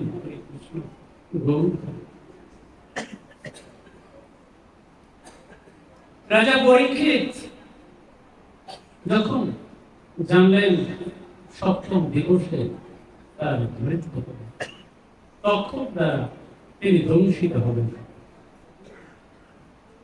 এমনি নিউজ এমনি সংবাদ যদি কেন কেন আসে, তখন কি অবস্থা হয় জীবের, সেই অবস্থাটাকে তুলে ধরছে। রাজা পরীক্ষিত জানেন সপ্তম দিবসে, আগামী সপ্তম দিবসে তার মৃত্যু হবে। ষষ্ঠ দিবসে হবে না, পঞ্চম দিবসে হবে না, একমাত্র সপ্তম দিবসে তার মৃত্যু হবে। রাজা পরীক্ষিত সপ্তম দিবস পর্যন্ত সময় পাবে। ষষ্ঠ দিবসের শেষে সপ্তম দিবস, কিন্তু হায়রে মানব জীবন, আমি কি জানি যে আমি আজ আগামী দিনের সূর্য উদয় আমার জীবন। এটি যে বাস্তব সত্য। তাই জীবের যদি এমন সময় সামনে আসে, তখন জীবের কি করণীয়, এটি হচ্ছে ভাগবত কথা। এই করণীয় সময় কি করা প্রয়োজন? রাজা পরীক্ষিত যখন গৌরমুখ নামক মণিপুত্রের কাছ থেকে শ্রবণ করলেন যে আগামী সপ্তম দিবসে আপনি অভিশপ্ত হয়েছেন, আগামী সপ্তম দিবসে আপনাকে তক্ষকে দংশন করবে, আপনি মৃত্যুবরণ করবেন, তখন তিনি কি করেছেন? তিনি ভেবেছেন যে আমার জীবন তো যায়, কি করা প্রয়োজন? এতদিন এই রাজত্বে থেকে, রাজমহ থেকে আমি সময় কাটিয়েছি, কখনো তো ভাবি নেই যে এই দেহ ছেড়ে আমাকে যেতে হবে, আমার এখন কি করা প্রয়োজন। ঠিক তাই কৌশিক নদীর জল হাতে নিয়ে শৃঙ্গী যখন অভিশাপ করেছিল, সেই জল মাটিতে যখন পড়েছিল, পৃথিবী তখন প্রকম্পিত হয়ে ওঠে। তাই পৃথিবীতে যে সকল মুনি ঋষি যোগী ধ্যানস্থ অবস্থায় ছিলেন, তখন পৃথিবী কম্পমান হওয়ার সাথে সাথে মুনি ঋষিরাও কেঁপে উঠেছিল। তখন তারা ধ্যানস্থ হয়ে দেখে রাজা পরীক্ষিতকে অভিশাপ করা হয়েছে। তখন পরীক্ষিতের এই দুর্দশার সময় সকল মুনি ঋষি সেই নদীর পাড়ে এসে সমবেত হয়েছে। রাজা পরীক্ষিত সেখানে একটি আস্তানা রেখেছেন, সেখানে সেই মুনি ঋষিদের পরিভক্ত হয়ে আছে। সেখানে তিনি মুনি ঋষি যোগীদের কাছে জিজ্ঞাসা করেছেন, আসন্ন মৃত্যু পথযাত্রী জীবের কর্তব্য কি? এমনি কথা বলার সময় সেই সময় শ্রীল সুখদেব তিনি সেখানে এসেছেন। শ্রীল সুখদেব যখন তিনি এসেছেন, সুখদেব আসার পরে উচ্চাসনে তাকে বসিয়েছেন। পরিষ্কার আমি শাস্ত্রে দেখেছি, শ্রীল সুখদেবকে যেভাবে একজন বৈষ্ণবকে শ্রদ্ধা করেছেন, রাজা পরীক্ষিত 108 কলস জল মাথায় নিয়ে পরীক্ষিত রাজা সেই শ্রীল সুখদেবকে উচ্চাসনে বসিয়ে তিনি তাকে স্নান করেছেন, গায়ে চন্দন দিয়েছেন, তিনি মালা দিয়েছেন, তিলক দিয়েছেন, পদসেবা করেছেন, উচ্চাসনে বসিয়েছেন। তখন প্রশ্ন করেছে, আসন্ন মৃত্যু পথযাত্রী আমি, আমার এই মুহূর্তে কি করা প্রয়োজন? তখন সেই সুখদেব তিনি সেই আসনে বসে তিনি বলেছিলেন, রাজা পরীক্ষিত তোমার প্রশ্ন ভারী উত্তম প্রশ্ন করেছিল। অর্থাৎ কুরুক্ষেত্রের মাঠে বসে ভগবান শ্রীকৃষ্ণকে অর্জুন প্রশ্ন করেছিল যে যুদ্ধ করা এবং যুদ্ধ না করা কোনটি শ্রেয়? সেই প্রশ্নের জবাবে একটি পরিবার সন্তুষ্ট হতো, একটি পরিবার সুখী হতো। কিন্তু তোমার প্রশ্নে বিশ্ববাসী সন্তুষ্ট হবে। বিশ্ববাসীর প্রত্যেক জীবকে একদিন মৃত্যুর জগতে ফিরে যেতে হবে। যেদিন জীবের জন্ম হয় সেদিন তার মৃত্যুর জন্ম হয়, সেদিন তার মৃত্যু যন্ত্রণার জন্ম হয়। এই মৃত্যু যন্ত্রণা লাঘবের জন্য জীবের যে কথা শ্রবণ করলে জীবের পরম মুক্তি হয়, সেই কথা তুমি জিজ্ঞাসা করেছো। তোমার প্রশ্ন বলিয়ান, তোমার প্রশ্নই অত্যন্ত উত্তম প্রশ্ন। এই প্রশ্নের জবাবে বিশ্ববাসীর মঙ্গল হবে, জীবের মঙ্গল হবে। হরে কৃষ্ণ। এমনি মুহূর্তে তোমাকে কৃষ্ণ কথা শ্রবণ করতে হবে। তাহলে কৃষ্ণ কথা শ্রবণ করতে হলে শ্রীল সুখদেব তিনি 3টি বৈশিষ্ট্য কথা উল্লেখ করেছিলেন। 3টি বৈশিষ্ট্যের মধ্যে হে রাজা পরীক্ষিত, তুমি তো অভিশপ্ত, সপ্তম দিবসে তোমার মৃত্যু হবে। মৃত্যুকে ভয় পেও না। মৃত্যু যখন পরম সত্য, জগতের সকল কিছু মিথ্যা হতে পারে, কিন্তু মৃত্যু তো মিথ্যা হবে না। অবশ্যই জন্মেছ যেদিন, সেদিন মৃত্যুরও জন্ম হয়েছে, আর মৃত্যু যন্ত্রণারও জন্ম হয়েছে, অবশ্যম্ভাবী, তা ঘটবেই। হরে কৃষ্ণ বন্ধু। আর ভাগবত কথা শ্রবণ করতে হলে যে মানসিকতা প্রয়োজন, সেই মানসিকতার দিকে একটু মনোনিবেশ করো। তুমি তোমার নাম উচ্চারণ করার আগে এখনো তোমাকে রাজা সম্বোধন করে মানুষ। রাজা, তুমি রাজা পরীক্ষিত, তোমার ধন আছে, ঐশ্বর্য আছে, সম্পদ আছে, স্বর্ণ আছে, তুমি বিশাল সাম্রাজ্যের মালিক। এই ঐশ্বর্যকে ত্যাগ করতে হবে। অনাসক্তির তরবারি দিয়া তোমার সকল বন্ধন, ঐশ্বর্যের বন্ধন ছিন্ন করে দাও। হরে কৃষ্ণ, গৌর হরি। এইখানেই তো আমাদের কষ্ট, গৌর হরি, এখানেই তো কষ্ট। অনাসক্তির তরবারি দিয়া সংসার ও বন্ধনের যত বন্ধন আছে, সকল বন্ধন তুমি ছিন্ন করে দাও। তাহলেই ভাগবত কথা তোমার কাছে মূর্ত হয়ে জাগ্রত হবে। হরে কৃষ্ণ, গৌর। আসক্তি শূন্য তরবারি দিয়া ছিন্ন করে দাও। আর তোমার মন অতীব চঞ্চল, তোমার মনকে ওই কৃষ্ণ চরণে অর্পণ করে দাও। জীব যদি তার এই মনকে কৃষ্ণ চরণে অর্পণ করে, তাহলে তার ভববন্ধন মুক্তি হতে পারে। হরে কৃষ্ণ, গৌর।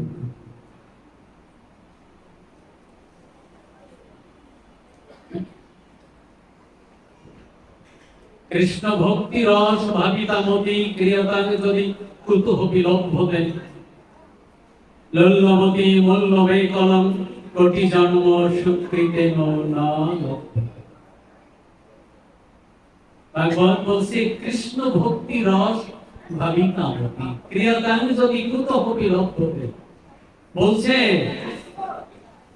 যদি কৃষ্ণ ভক্তি রসে ভরা মনকে কোথাও পাও, কিনে নাও।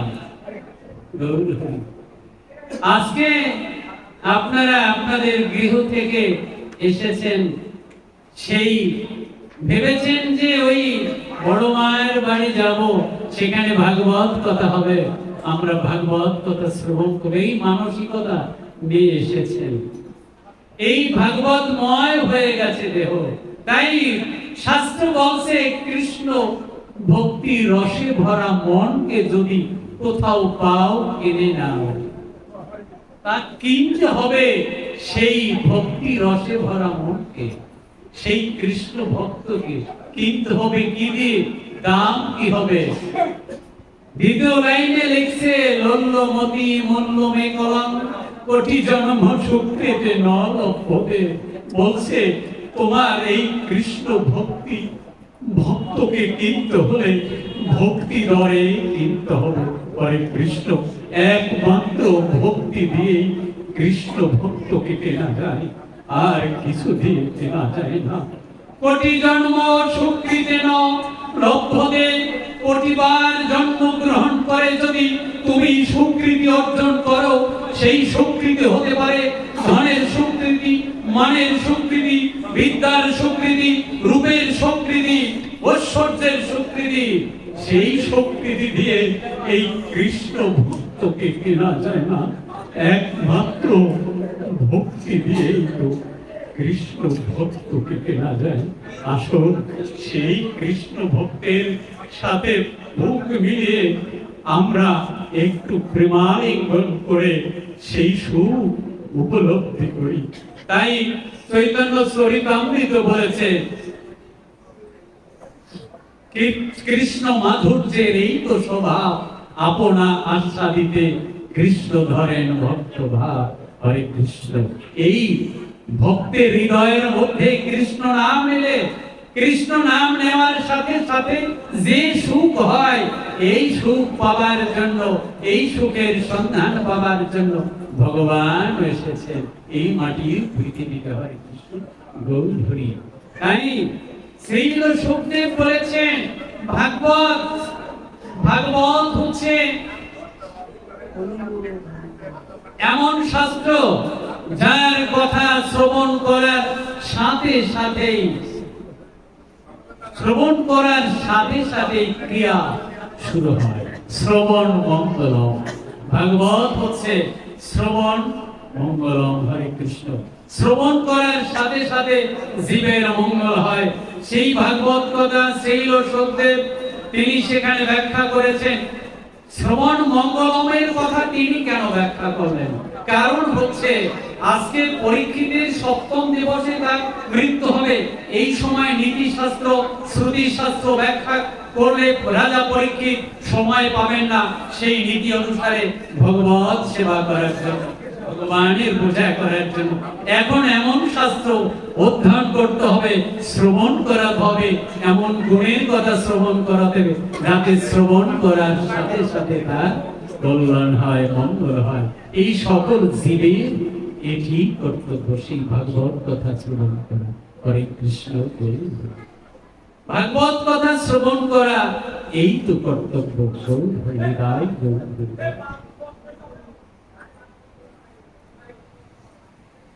রামায়ণে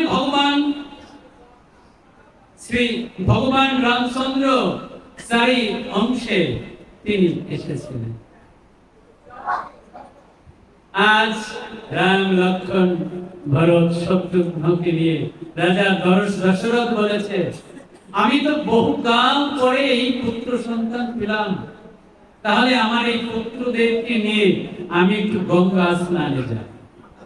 দেখেন কি মানে জ্ঞানান্ধতা থাকে, জানার অন্ধতা থাকে। রাজা দশরথ রামচন্দ্রকে নিয়ে, লক্ষ্মণকে নিয়ে, ভরত শত্রুঘ্নকে নিয়ে দিব্য রথে চলছেন গঙ্গা স্নানে। নারদ মুনি ভাবছেন হয় কি, যার চরণে গঙ্গার উদ্ভব, সেই গঙ্গার কাছে যাচ্ছে রাজা দশরথ রামকে নিয়ে স্নান করাতে। হরে কৃষ্ণ। দেখেন পথিমধ্যে নারদ মুনি জাগ্রত হয়ে বলেছে, রাজা দশরথ, তোমার গৃহে যার আবির্ভাব ঘটেছে তার তো গঙ্গা স্নানের প্রয়োজন নাই। ওই গঙ্গা যার চরণে সৃষ্টি হয়েছে সেই গঙ্গায় যাওয়ার প্রয়োজন নাই। এই চরণে মাথা রাখলেই তো জীবে পরম ভক্তি হয়। হরে কৃষ্ণ। সেদিন রাজা দশরথ ফিরে এসেছে।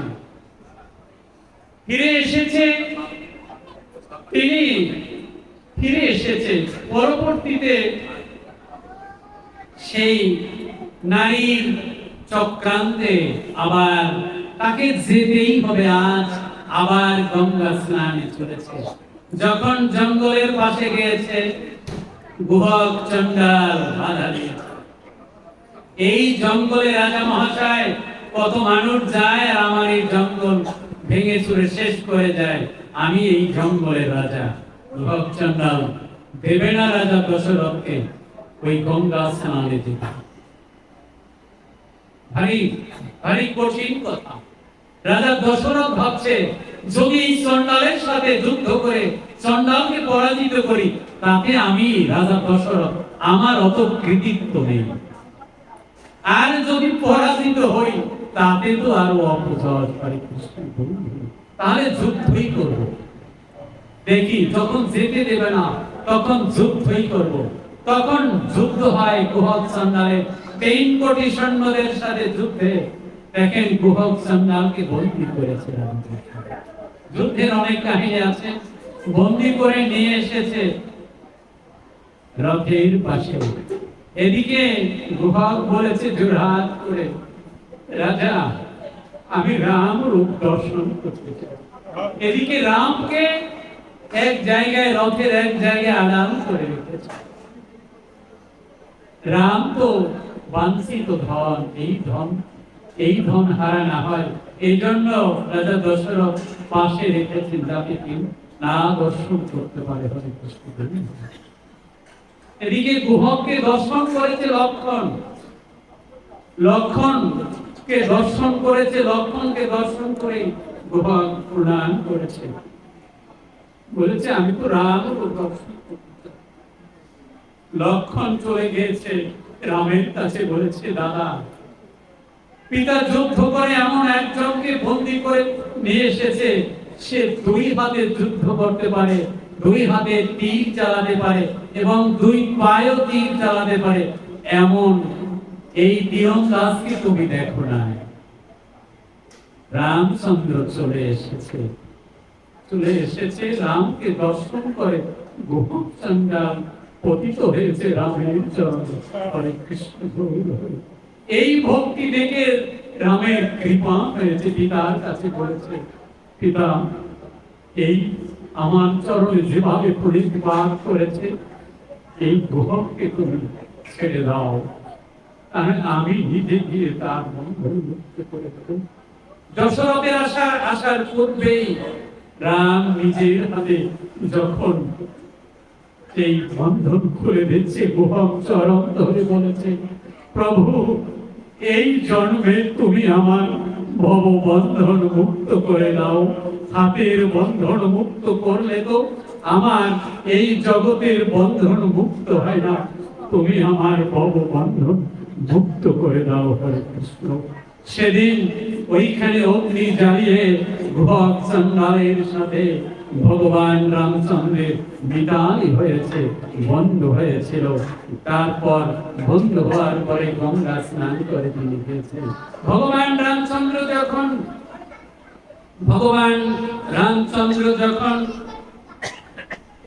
রামচন্দ্রের যখন 14 বছর বনবাস হয়, এই বনবাসের প্রাক্কালে যখন বনবাসী হয়েছে, তখন ভগবান রামচন্দ্রের গোহক চন্দ্রের কথা মনে পড়েছে, যে আমার তো বন্ধুত্ব হয়েছিল গোহকের সাথে। কোথায়? সেই গোহক চন্দ্রের সাথে সাক্ষাৎ করতে গিয়েছিল, সেই গোহক চন্দ্রের আবাসে। সেখানে গিয়ে ভগবান রামচন্দ্র গোহকের সাথে আলিঙ্গন করেছে। হরে কৃষ্ণ। ভক্তের সাথে ভগবানের আলিঙ্গন দেখেন, ভগবানের মন তাদের ভক্তির জন্য। হরে কৃষ্ণ। গোহকের সাথে ভগবান রামচন্দ্রের মিলন হয়েছে। যখন ভগবান রামচন্দ্র সেখানে গিয়েছিল গোহক চন্দ্রের সাথে সাক্ষাৎ করতে, তখন গোহকের মাতা রাম রূপ দর্শন করেছিল। যখন ভেবেছে আমার পুত্রের সাথে যখন এই গোহকের সাথে এই ছেলে রামের সাথে বন্ধুত্ব হয়েছে, রাম রূপ কত সুন্দর। তার আমরা তো বনবাসী, আমরা তো চন্ডাল শ্রেণীর, এই চন্ডাল শ্রেণীর সাথে এই সুন্দর ছেলেটির বন্ধুত্ব হয়েছে আমার পুত্রের সাথে। আমি যদি আমার পুত্রকে যেভাবে কোলে করেছি, যদি এই সন্তানটির তো সাথে আমার ছেলের বন্ধুত্ব হয়েছে, যদি তাকে একটু কোলে করতে পারতাম, তাহলে আমার এই চন্ডাল, আমার এই মনোভাব পূর্ণ হতো, আমার আশা পূর্ণ হতো। সেদিন ভগবান রামচন্দ্রকে গোহক মাতা সবরী বলেছিল, তোমার রূপে আমি ধন্য হয়েছি, আমরা বন চাই। তুমি হয়তো উচ্চ রাজ বংশের কোন সন্তান, কোন রাজার ছেলে, তুমি জঙ্গলে এসেছো, তুমি আমার সন্তানের সাথে তোমার বন্ধুত্ব হয়েছে। আমি তোমার কাছে একটি নিবেদন জানাবো। সেই নিবেদনটি হলে, আমার ছেলের সাথে যখন বন্ধুত্ব হয়েছে, তুমি আমাদের আশ্রমে থাকো, আমাদের এখানে থাকো। এই বনফল জোগাড় করে তোমাকে আমরা সেবা দেব প্রতিদিন। হরে কৃষ্ণ গৌর হরি। অন্তর্যামী ভগবান রামচন্দ্র বলেছে, মা তোমার কামনা আমি পূর্ণ করে দেব। হরে কৃষ্ণ গৌর। কিন্তু আমি তো বনবাসী, আমার তো বনবাস জীবন, আমি তো কোনো গৃহে বসবাস করতে পারবো না। তোমার যে মনোবাসনা আমাকে ফল দেওয়ার জন্য, আমি তোমার মনোবাসনা পূর্ণ করে দেব। তোমার ভগবানের কাছে যদি কেউ কিছু চায়, ভগবানকে সেবা দিতে চায়, ভগবান সেই সেবা গ্রহণ করেন। হরে কৃষ্ণ। আর সেবার মধ্যে যদি কেনা বেচা থাকে, ঠাকুর তুমি আমাকে যদি এই দাও তাহলে তোমাকে আমি এই দেবো। এটি তো ক্রয় বিক্রয়। এই ক্রয় বিক্রয় ভগবত দর্শন হয় না। ক্রয় বিক্রয় ভগবানকে পাওয়া যায় না, তার কৃপা পাওয়া যায়। এটা সত্য, ভগবান কৃপাময়, কৃপা করেন, কিন্তু ভগবানকে তো পাওয়া যায় না। হরে কৃষ্ণ। ভগবান রামচন্দ্রের কাছে গুহক মাতা কিচ্ছু চান নাই, শুধু চেয়েছেন একটি, ভগবানকে সেবা দেওয়ার কথা। হরে কৃষ্ণ, গৌর হরি। ভগবান অন্তর্যামী বলেছে, মা তোমার আশা আমি পূর্ণ করে দেব। আগামী জন্মে যখন আমি কাপড় যুগে আসবো, তুমি ওই জামদা গ্রামে জন্মগ্রহণ করেও সেদিন তোমার আশা আমি পূর্ণ করে দেব। হরে কৃষ্ণ। দেখেন ভগবান কত করুণাময়, ভগবান কত দয়ালু। মায়ের মা চেয়েছে কাকে? ভগবানকে সেবা দিতে। সেই ভগবান শ্রীকৃষ্ণ যখন তিনি দাপরে এসেছেন, বৃন্দাবন লীলা করেছেন, সবরই জন্মগ্রহণ করেছে, সবরই জন্মগ্রহণ করেছে ওই জামদা নগরীতে। হরে কৃষ্ণ, গৌর হরি। তিনি চন্ডাল করে জন্মগ্রহণ,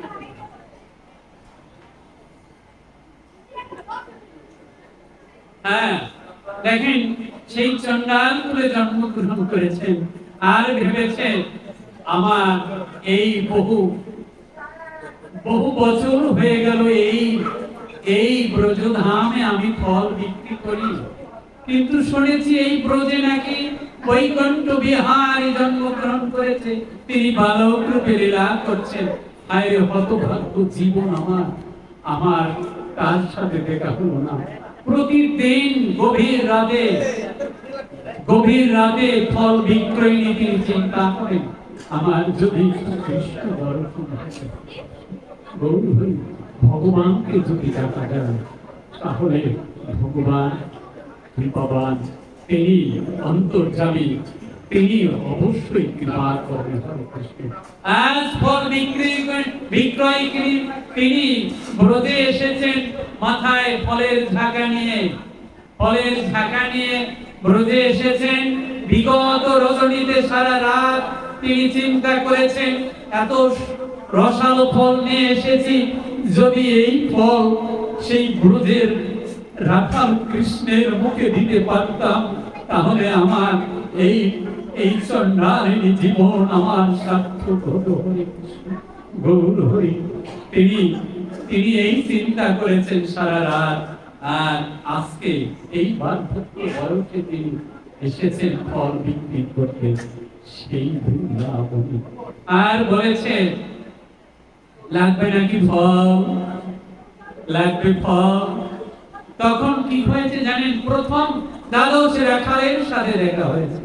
দ্বাদশ রাখাল ফল ক্রয় করে দিয়েছে সেই ফল বিক্রয়ীর কাছে, বলেছে, আমি এই ব্রজে নাকি বৈকুণ্ঠ বিহারী জন্মগ্রহণ করেছে, আমি কি করে সেই বৈকুণ্ঠ বিহারী সেই ভগবানের কাছে যাব, তোমরা আমাকে বলে দাও। দেখেন ভক্তির কৃপা না হলে ভগবত দর্শন। সেই ব্রজধামের রাখাল বৃন্দরা বলেছে, এই পথে যাও, নন্দ মহারাজের হরে কৃষ্ণ। ফল বিক্রয়ী ফল নিয়ে তিনি ব্রজে এসেছেন। আজ এসেছেন নন্দ মহারাজের গৃহের কাছে, আর জোরে বলেছে, লাগবে ফল, আমি ফল নিয়ে এসেছি। ভগবান শ্রীকৃষ্ণ অন্তর্যামী যিনি, তিনি এই ব্রজ গোপালীর তিনি ধ্বনি শুনেছেন। আজ তিনি বলেছে, ব্রজগোপিনী আজ তোমার মনোবাসনা আজ যেন আমি পূর্ণ করে দেব। হরে কৃষ্ণ, গৌর হরি। কিন্তু আজ তোমার মনোবাসনা পূর্ণ হবে, আমি আজকে কি দিয়ে তোমার ফল ক্রয় করে নেব। হরে কৃষ্ণ। এইখানেই হচ্ছে সবচেয়ে তাত্ত্বিক মহাদর্শন। ওদিকে ব্রজরূপ গোপিনী এই যশোদা রানীনার এক কোণে একটি বৃক্ষের নিচে তিনি বসে আছেন ঝাঁপলের ঝাঁকা নিয়ে। এদিকে ভগবান শ্রীকৃষ্ণ আঙ্গিনায় আছে, ভগবান শ্রীকৃষ্ণ ভাবছে কি দিয়ে তোমার ফল কিনে নেব। উঠানে ধান ছিল, সেই এক গন্ডুর ধান দিয়েছে। দেখেন, ধান হচ্ছে ঐশ্বর্যের প্রতীক, ঐশ্বর্যের প্রতীক। ওদিকে ব্রজগোপিনী কৃষ্ণ চিন্তায় মগ্ন। ভগবানের যদি নাম নেওয়া যায় তাহলে এই জগতে ঐশ্বর্যের বন্ধন কেটে যায়। হরে কৃষ্ণ গৌর হরি। ব্রজগোপিনী ভগবান শ্রীকৃষ্ণ চিন্তায় মগ্ন, কি করে ভগবান শ্রীকৃষ্ণকে কৃষ্ণের মুখে ভোগ দেওয়া যায়, এই ভগবত চিন্তা হচ্ছে। আর ভগবান শ্রীকৃষ্ণ এক গন্ডুর ধান নিয়ে ব্রজগোপিনীর দিকে নুপুর বাজিয়ে আস্তে আস্তে নিচে নিচে যাচ্ছে, আর ধান পড়ে যাচ্ছে। দেখেন, ধান পড়ে যাওয়ার রহস্যটা কি? অনন্ত কোটি ব্রহ্মাণ্ডের মালিক যিনি, যার লম্পবে অনন্ত কোটি ব্রহ্মাণ্ড, সেই কোন ব্রহ্মাণ্ড পড়ে যায় না, খসে যায় না। আজ সেই ভগবানের হাতের ধান পড়ে যাচ্ছে। অর্থাৎ ব্রজগোপিনী কৃষ্ণ নাম নিচ্ছে, আর তার এই জগতের ঐশ্বর্যের বন্ধন কেটে যাচ্ছে। হরে কৃষ্ণ, হরে কৃষ্ণ গৌর হরি। ঐশ্বর্যের বন্ধন কেটে যাচ্ছে, ভগবান যাচ্ছে, ব্রজগোপিনী ভগবানের নাম নিচ্ছে। নাম নিতে নিতে ভগবান যখন ব্রজগোপিনীর কাছে যাচ্ছে, সমস্ত ধান পড়ে যাচ্ছে। বলেছে, গোপিনী তোমাকে এই ধান দিলাম, আমাকে তুমি ফল দাও। ব্রজগোপিনী অর্থাৎ শিব চণ্ডালিনী সেই ভগবান শ্রীকৃষ্ণের স্বরূপ দেখে বিমোহিত হয়েছে। দেখেন, রূপ মাধুর্য, রূপ মাধুর্য, লীলা মাধুর্য, প্রেম মাধুর্য, বেণু মাধুর্য, তার মধ্যে একটি হচ্ছে রূপ মাধুর্য। ভগবানের স্বরূপ দর্শন করে ভুলে গেছে, সেই চণ্ডালিনী ভুলে গেছে, নিজেকে ভুলে গেছে। বলেছে, আমারও তো পুত্র সন্তান হয়েছে, এমন পুত্র সন্তান তো আমি এই বৃন্দাবনে ঘুরেছি, কোথাও তো দেখি নাই। এই ছেলে আমার কাছে ফল চাচ্ছে। দেখেন, অনন্ত কোটি ব্রহ্মাণ্ডে যত জীব আছে সবাই আমরা এই ভগবান কৃষ্ণের কাছে ফল চাচ্ছি। আর এই ভগবান শ্রীকৃষ্ণ আজকে সমাজে বৈশ্য যে নিম্ন জাতি চণ্ডাল, সেই চণ্ডালীদের কাছে ভগবান ফল চাচ্ছে। চণ্ডালিনী, তোমরা আমাকে ফল দাও। হরে কৃষ্ণ। যেজন ভগবানের ভজনা করেন, ভগবানের ভজনা করেন, সে তো চণ্ডাল নয়, সে তো কৃষ্ণ ভক্ত বা কৃষ্ণ ভক্তা। হরে কৃষ্ণ। চণ্ডাল হবে নিজ সৃষ্ট, হরি ভক্তি পরায়ণ, হরি ভক্তি বিহীনস্য নিজ হবি সবজাধম। যদি ব্রাহ্মণ পুত্র, ব্রাহ্মণ সন্তান হয়, সে যদি কৃষ্ণ ভজন না করে, সে চণ্ডালের চাইতে অধম। আর যদি দেখেন, সে তো চণ্ডালের চাইতে অধম। আর যদি সেই ব্রাহ্মণ সন্তান কৃষ্ণ ভজন না করে, দেখছেন, সবজাত গৌর হরি। একজন চণ্ডাল যদি কৃষ্ণ ভজন করে, সে ব্রাহ্মণের চাইতে উত্তম হতে পারে। গৌর হরি। আর ব্রাহ্মণ যদি কৃষ্ণ ভজন না করে, তাহলে সবজাত। হরে কৃষ্ণ গৌর হরি। আজ সেই চণ্ডালিনীর কাছে ফল চাচ্ছে ভগবান শ্রীকৃষ্ণ। চণ্ডালিনী মনে করেছে, এত সুন্দর সন্তান, আমি যদি তাকে একটু কোলে করে ফল দিতে পারতাম। হরে কৃষ্ণ। তাই ভগবান অন্তর্যামী, তিনি জানেন। আর তিনি তো প্রতিজ্ঞা করে এসেছেন, ওমা তোমার আশা আমি পূর্ণ করব, তারপরে তোমার মনোবাসনা পূর্ণ করব। আজ ভগবান শ্রীকৃষ্ণের হাতে চণ্ডালিনী ফল তুলে দিচ্ছেন, আর বলেছেন, আমি তোমাকে একটু কোলে দিতে পারি। কৃষ্ণ। তাই ভগবান শ্রীকৃষ্ণ ওই নিচু বর্ণে চণ্ডালিনীর কোলে কোলে বসেছে। আর চণ্ডালিনী, তার তো নিজের সন্তান হয়েছিল, আরো অনেক সন্তান কোলে নিয়েছে।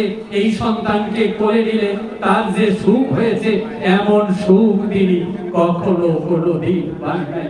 ভগবান শ্রীকৃষ্ণ যার কোলে উঠেছে, সে যে সুখে সুখী। আজ ভগবান শ্রীকৃষ্ণ চন্ডালিনীর কোলে উঠেছেন। হরে কৃষ্ণ। সবাই একটু কৃষ্ণ নাম নেন।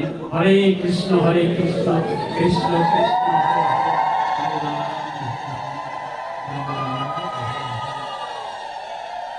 ভগবান কৃষ্ণের মতো দয়াল দীনবন্ধু আর জগতে নেই।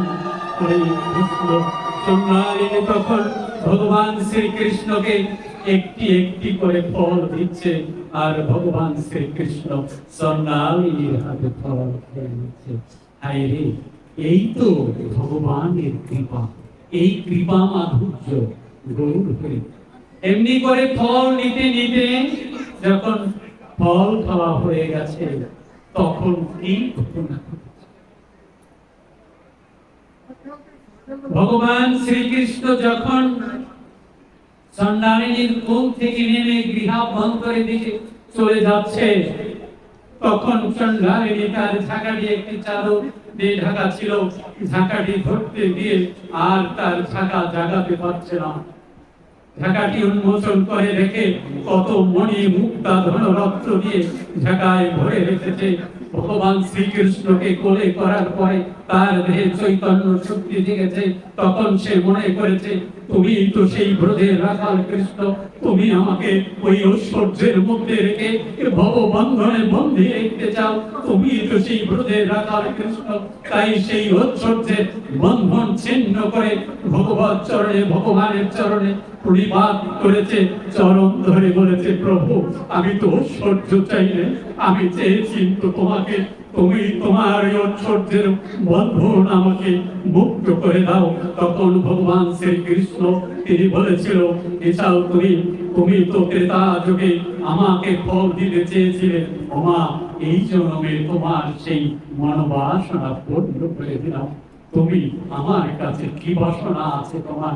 বলেছে, আমার কোনো বাসনা নাই প্রভু, আমি তোমার চরণ পেয়েছি, আমি তোমাকে কোলে করে নিয়েছি। তোমার কাছে একটি মাত্র প্রার্থনা, তুমি আমার এই ভব বন্ধনকে মুক্ত করে দাও, আর যেন মাতৃ জঠরে আসতে না হয়, আর যেন জন্ম মৃত্যুর জ্বালা যন্ত্রণা আমাকে পেতে না হয়। এই বন্ধন থেকে মুক্ত করে দাও, আর ওই রাতুল চরণ আমার মস্তকে রাখো। আমার এই মস্তকে রেখে যেন আমার নারী জন্ম সার্থক হয়। হরে কৃষ্ণ। ভগবান শ্রীকৃষ্ণ ব্রজের রাখাল কৃষ্ণ সেদিন চন্ডালিনীর মাথায় চরণ রেখে বলেছে, আর তোমার এই জগতে আসতে হবে না, তোমার হবে ঘুরে। হরে কৃষ্ণ। রাধা কৃষ্ণ প্রীতি তোমার।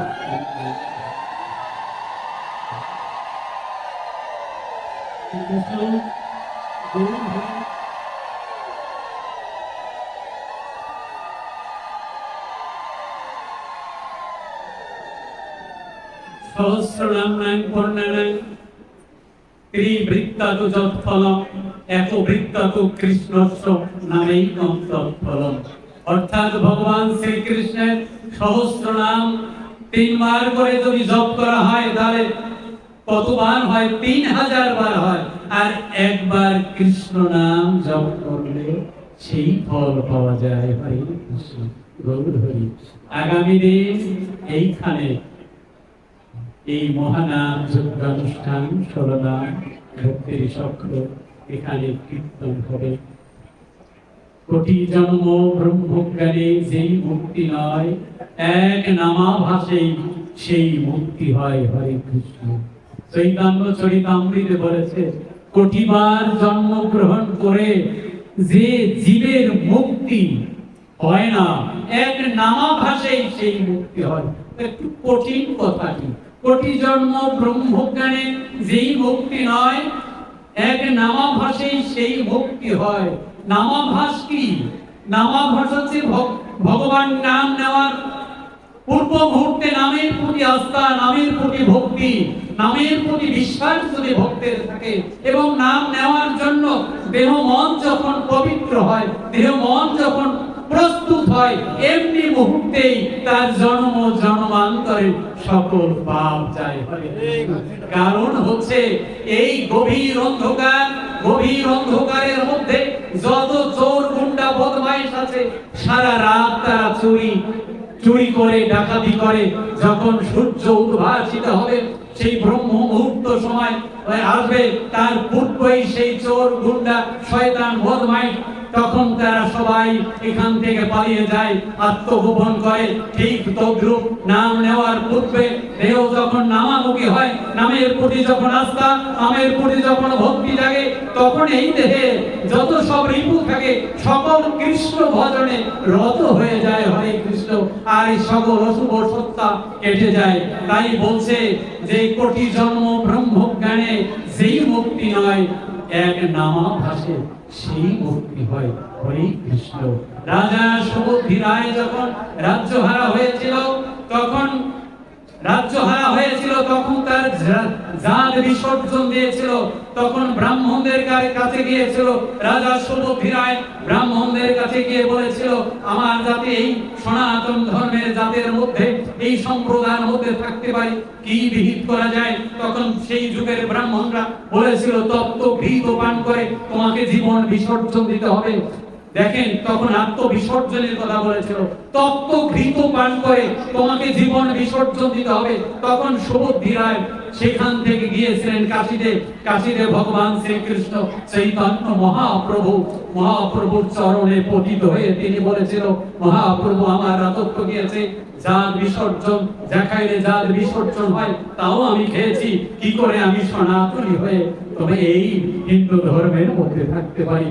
তখন মহাপ্রভু তিনি বলেছিলেন চৈতন্য চরিতামৃতে আছে, এখান থেকে যাও বৃন্দাবন, নিরন্তর কর নাম সংকীর্তন, এক নামাভাসে তোমার জন্ম জন্মান্তরে সকল পাপ যাবে, নাম হতে শেষের দিনে কৃষ্ণ চরণ পাবে, হরে কৃষ্ণ গৌর হরি। আসুন আগামী দিন যে নাম হবে এই নাম স্মরণ করে আমাদের যেন কৃষ্ণ চরণ প্রাপ্তি হয়, হরে কৃষ্ণ গৌর হরি। আমি আর আমার আলোচনা আরো নাম মাহাত্ম্য অনেক ছিল, আসলে আমার পরেও একজন সুযোগ্য ভাগবত বেত্তা, একজন যোগ্য পাঠক উনি আছেন, আমি ওনাকে সময় দেব। আপনারা গৃহ থেকে এসেছেন ভাগবত কথা শ্রবণ করার জন্য, কিন্তু আমার এমন এই দুর্ভাগ্য যে আপনার মনও আপনাদের হৃদয়ে রাজ্যে যে ভাগবত ক্ষুধা জন্মেছিল, সেই ক্ষুধার আমি নিবৃত্ত করতে পারি নাই, আমার সেই ভাব ভাষা নেই, তাই আমাকে ক্ষমা করবেন। আপনাদের কাছে প্রার্থনা, আমি এই আঙ্গিনায় সেদিন দাঁড়িয়ে প্রার্থনা করেছিলাম ভক্ত সমাগমে, আমি অসুস্থ ছিলাম, সেই অসুস্থ অবস্থায় সেই ভক্তের কাছে, মহামায়ার কাছে আর ভগবান শ্রীকৃষ্ণের কাছে প্রার্থনা করেছিলাম আমি কয়েকদিনের মধ্যে ঢাকা যাব, আমার একটি অপারেশন হবে, সেই অপারেশনে আমি ভগবানের কাছে, ভক্তদের কাছে প্রার্থনা করেছিলাম যে আমি যেন আর একটু ভগবত সেবার, আমি এই বৈষ্ণবদের সেবা করার, বৈষ্ণবদের চরণ ধরে নেওয়ার আমাকে যেন আর একটু সময় দেওয়া হয়, আর যদি না হয় তোমার ইচ্ছা পূর্ণ করিও।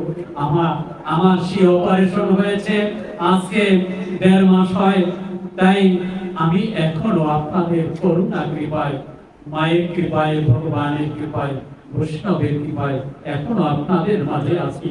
আপনাদের কাছে আমি চিরকৃতজ্ঞ থাকলাম, আপনাদের চরণ ছাড়া আমাকে করবেন না।